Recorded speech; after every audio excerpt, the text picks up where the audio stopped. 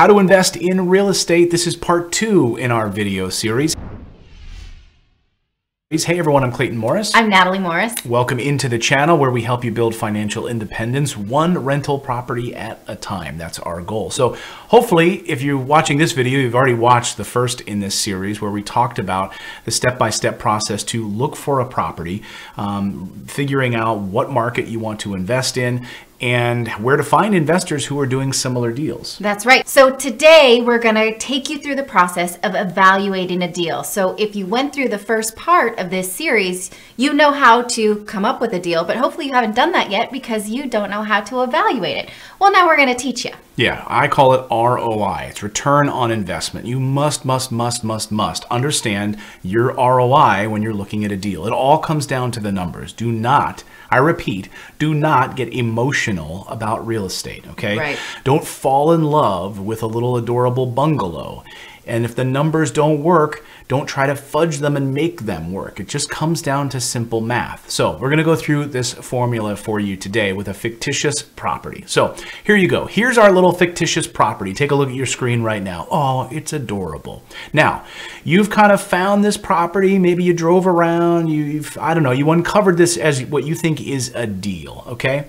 And the seller is gonna sell it to you for a fictitious price of $100,000. That's what you've been able to work out with this person. Right. So again, this is an off-market deal. Sometimes people will say, oh, I'm paying $100,000, but houses in the neighborhood will sell for, say, $150,000. So that's where I'm making my money. Not necessarily, right? Because that $50,000 is a market price. You will never have it. Maybe you could sell it for that much and make that $50,000. But we taught you in the first video that that $50,000 is one transaction. It's one pile of cash. Are you going to live your whole life now on $50,000? No. What you're interested in is how this $100,000 you're going to put into your property will perform for you. Right. We're talking cash flow here, right? So the ROI is what cash flow will you produce every month from this property? I don't care that it could be worth $150,000 because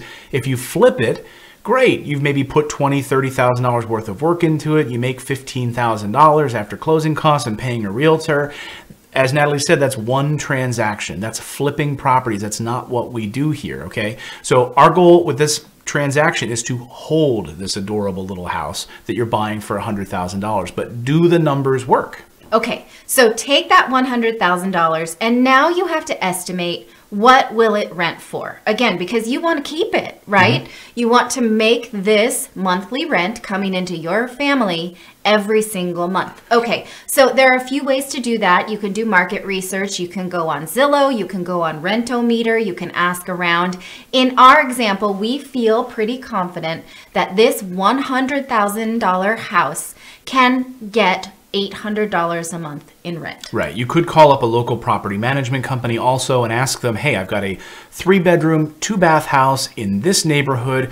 What is the range of rent? Well, that's that school district. They'll tell you this and that, and it's going to rent for $800. Great. Let's go with that number. If they give you a range, by the way, like between $800 and $1,000, I want you to focus on the 800. Don't, I want you to be as conservative as possible. So, okay, in our fictitious property, $800 is what we found out this property would rent for. Okay, that's the lower rent. Now you want to ask yourself, what is the rent roll? That means how much per year will I end on that property? Will I end up with this property? So that's a pretty simple equation. We're going to take $800 and we're going to multiply it by 12 because there are 12 months in a year. Right, so that's going to give us $9,600 on this property. Now that sounds great, right? I'm going to make $9,600 on the rent from this property. Not so fast, because now we have to take into account expenses, repair costs, furnace breaks, right? Taxes, insurance. So we want to take out a good chunk of change. Now, there's different schools of thought on how much I want to take out for that kind of thing, how much I want to take out of my math formula. I like taking out 40%. I think that's a good conservative amount to account for expenses, taxes, and these other items, right? Some people will do 30%, 20%, 50%. It doesn't matter. 40% for us is a good number. So now we have this $9,600.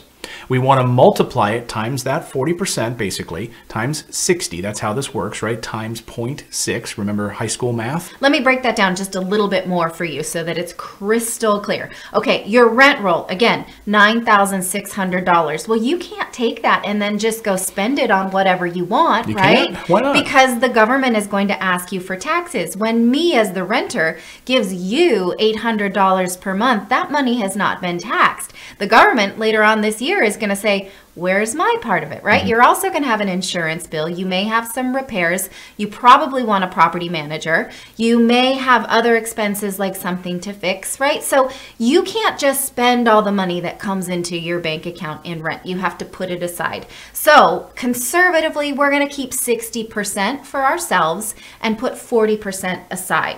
So what is 60% of $9,600? You take $9,600, you multiply it by 0.60, that's 60%, and then you get to keep now your 60% takeaway is $5,760. Okay, so you know you spent $100,000 on the property. You know that you will get to keep conservatively $5,760. So now we want to figure out what the ROI is, the return on investment. We've had you do all this homework up till now. What's the big payoff? Well, you have that $5,760 that you're putting in your pocket every year, but what is the percentage? What is the return that you hope to have on this property? We want to take that $5,760 and we want to divide it by the all-in cost of that property, including closing costs and anything else you spent to buy that $100,000 property. So the formula is adjusted rent roll, right? You took the rent roll, you adjusted it by 60%,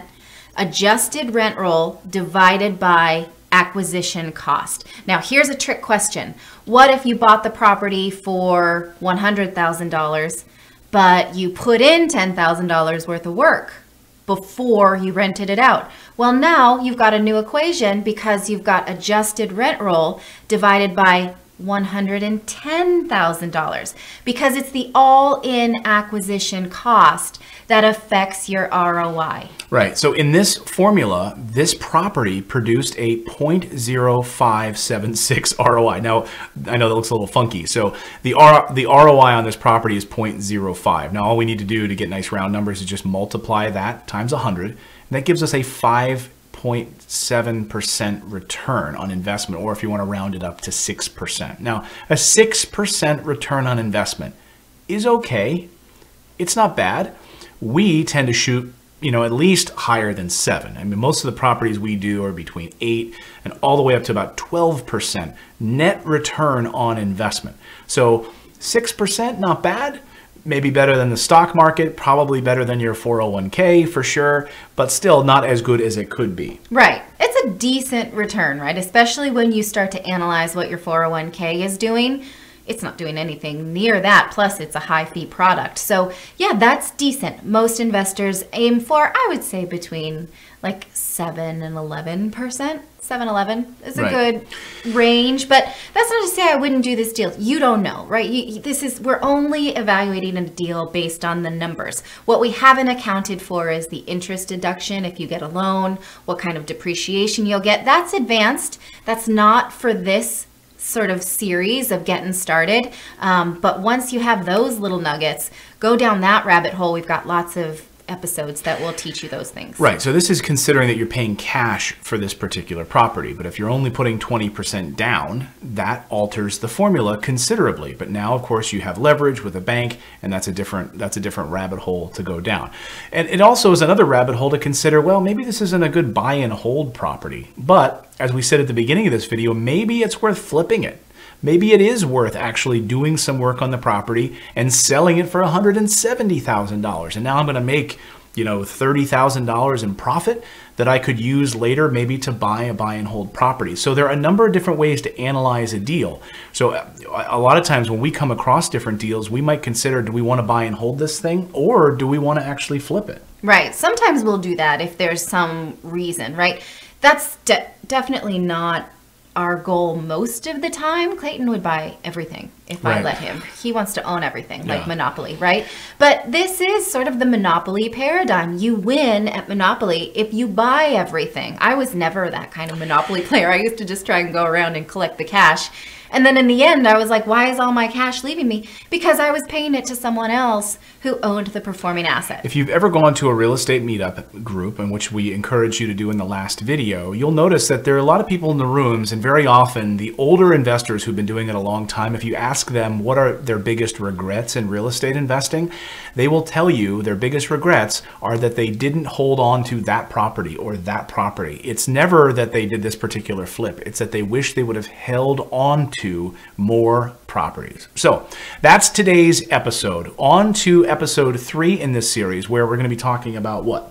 About how to actually get the $100,000 to buy said property. We don't assume that you can just buy up everything you want and then live on the cash flow. No one really does it that way. So we're going to talk about how do you get there then? How do you start to plan it out for yourself? Right. And if you're interested, we have our Financial Freedom Academy. We have a link below this in the description that you can join. You want to tell them what the Financial Freedom Academy is all about? The Financial Freedom Academy is for you and your family to learn to build wealth based on performing assets. We don't specifically talk about real estate, although it is our favorite performing asset, but we talk about how to flip the equation in your life so that you don't need your day job in order to pay expensive debts. You flip it around. Now you own assets that pay off debts that are attached to performing assets. It's a big way to change so that you can get in the driver's seat of your wealth. So join us in the Academy if you like. If not, on to episode 3 in this series on how to invest in real estate. We'll see you next time.